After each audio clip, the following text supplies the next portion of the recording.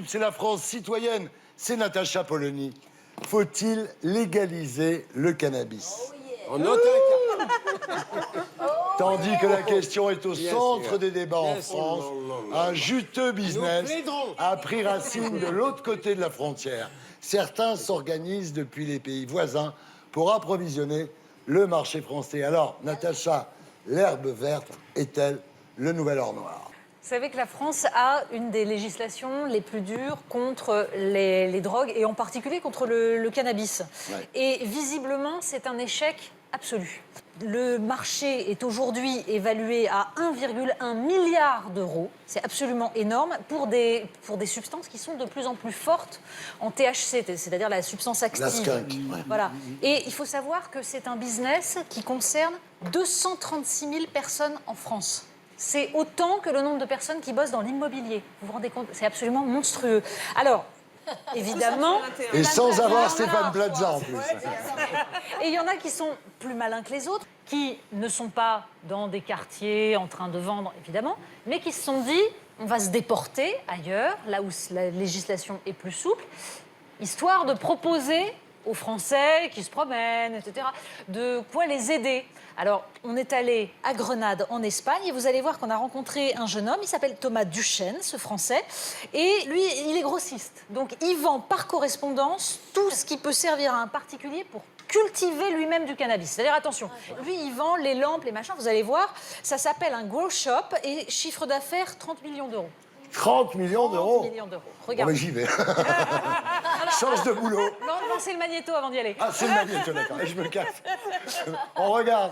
La fumée dans les yeux, un éléphant me regarde, j'ai la tête qui part, les murs vont s'effondrer. Donc ici, on est dans le service clientèle national, donc point très important aussi de l'entreprise, bien évidemment, où on a 80 employés, plus ou moins, ici à Grenade, plus 7-8 autres en Amérique du Sud, parce qu'on a une succursale aussi au Chili. Et donc voilà, et c'est une grande fierté d'ailleurs. Voilà, bonjour. Bonjour. Donc ils sont 5 en international. Ma sœur qui est la responsable et qui s'occupe principalement de la France en fait. Comment ça se passe aujourd'hui? Il y a des commandes en France? Énormément. Ah oui, il faut savoir que c'est notre deuxième marché en fait après l'Espagne, donc en effet, tu as des lourdes responsabilités sur toi. Au départ, l'entreprise est vraiment une entreprise d'autodidacte. J'ai commencé tout seul avec ma femme il y a 13 ans de ça, 13-14 ans. Donc voilà, donc on a commencé vraiment très petit et très rapidement l'entreprise a grandi de façon assez exponentielle. Le chiffre d'affaires est proche des 30 millions d'euros. La fumée dans les yeux, un éléphant me regarde, j'ai la tête qui part, ¿Qué tal? les murs vont s'effondrer. Muy buenas todos. ¿Qué tal? ¿Cómo estamos? ¿Qué tal? ¿Cómo vas? ¿Todo bien? Nous sommes ici dans l'entrepôt principal. Nous avons 6000 m². Donc nous avons des filtres anti-odeur. Nous avons des tentes pour la culture. Et puis toute une gamme de fertilisants hollandaises et européennes. On offre plus de 12 000 références. Donc voilà, ce serait difficile de tout montrer d'un coup. Mais nous avons notre propre Ballast, par exemple, qui est notre propre marque d'ailleurs, qu'on fait fabriquer en Chine. Nous avons nos lampes aussi également. C'est multifonction, donc c'est une lampe pour la culture intérieure, donc pour cultiver le cannabis. On est ciblé un peu plus sur cette culture-là, personnellement, nous ici en Espagne, c'est vrai. Un éléphant me regarde, j'ai la tête qui part. Il y a une explosion de la demande de ce produit-là, et donc voilà, donc on est très très sollicité. Je pense que les gens maintenant ne veulent plus acheter spécialement le produit dans la rue ou dans des endroits un peu glauques où il n'y a pas une grande sécurité. Et puis il y a aussi ce plaisir aussi de botanique, et puis pour trouver un produit qui quelque part le ressemble le plus en fait. Et voilà, vous avez des commandes qui doivent partir à Grenade. Voilà, on a cette commande qui part à Barcelone. Et vous avez ici d'ailleurs aussi une commande qui part pour la France. Il faut savoir en France qu'il y a 400 magasins qui vendent ces produits-là, qui sont tout à fait légaux. Et donc il n'y aura aucun problème à la frontière. Et nous ne sommes pas du tout en porte-à-faux par rapport aux lois françaises. On ne vend pas du tout bien évidemment le produit fini. Je dois absolument éclaircir ce point-là. Donc tous les produits qu'on vend sont des lampes, sont des produits qui ne peuvent pas être interdits en eux-mêmes. Parce que ça peut être utilisé pour des plants de tomates et puis pour d'autres choses.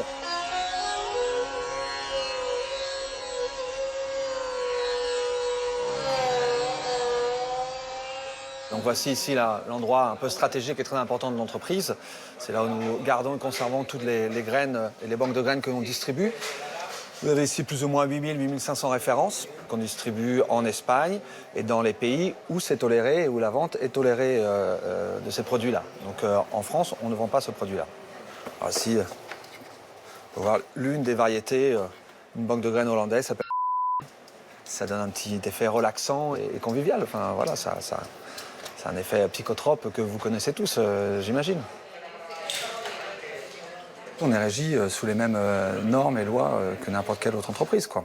Même si le produit est particulier. Ça fait partie aussi d'une certaine routine, en fait, et une normalité aussi pour nous. Et d'ailleurs, ça devient de plus en plus normal dans plein de pays. C'est vous qui trouvez ça encore pas trop normal. Et voilà, bravo. Très beau sujet. Parce que là, on est dans une hypocrisie absolue. Si vous avez bien compris, donc en France, il envoie les lampes, le terreau, etc., mais pas les graines. Parce que ça, les graines, il n'a pas le droit. En fait, même en France, on a réussi à se faire livrer... Alors, il y a la livraison certifiée 8 € et la livraison super discrète à 16 €. Évidemment qu'en fait, on peut avoir des graines. Simplement, ce qu'il faut dire, on a quand même le plus grand nombre de consommateurs en Europe.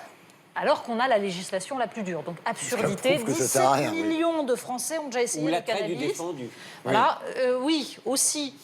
Le gouvernement, aujourd'hui, a décidé qu'on allait simplifier, puisque ça coûte très très cher, la répression contre le cannabis. Ça coûte 568 millions par an.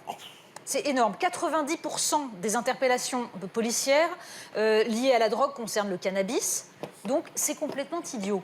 Alors, face à ça, eh bien, écoutez, pour ma part, je me suis dit, au bout d'un moment, et Dieu sait que je ne cautionnerai jamais ça, parce que c'est une saloperie qui fait des dégâts énormes. Parce qu'il a l'air de trouver ça très sympathique, ce jeune homme, voilà, ce monsieur, il trouve c'est festif, c'est anodin. C'est pas anodin du tout, le cannabis. C'est pas anodin. C'est-à-dire que ça grille des neurones, ça peut provoquer des dépressions. C'est-à-dire, sur les sujets un tout petit peu fragiles, ça amplifie le mal-être, ça peut déclencher des psychoses, des schizophrénies. Donc, c'est absolument pas festif comme on le fait croire. Pour autant, j'en suis arrivée à me dire que la légalisation, avec une filière d'État, c'est-à-dire l'État a le monopole, comme la CETA pour le tabac, eh bien l'État aurait le monopole de la culture, de la vente, dans des filières qui seraient contrôlées, où les gens sauraient ce qu'ils consomment. Ce serait interdit, évidemment, aux mineurs.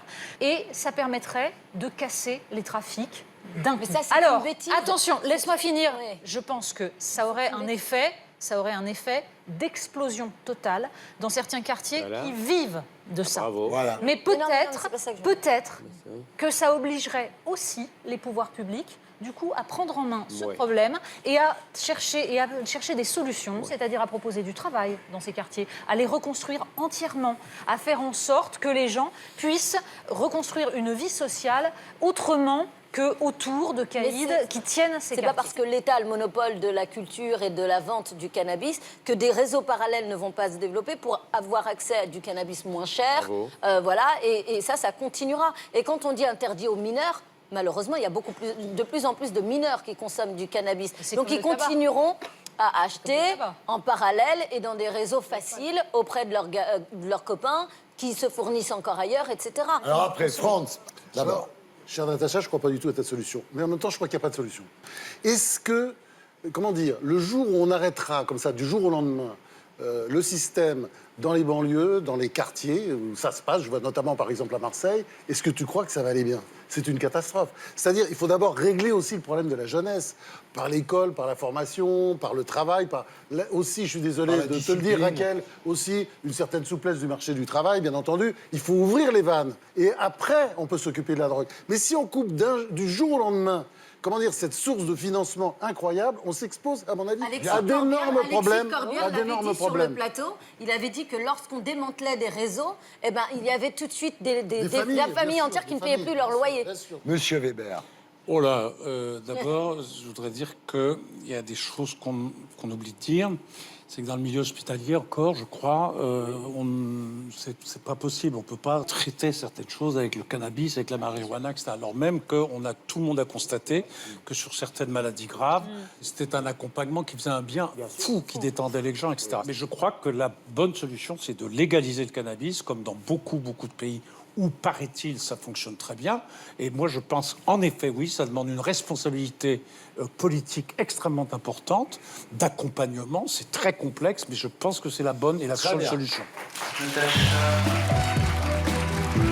Moi je reste attaché On va légaliser le cannabis.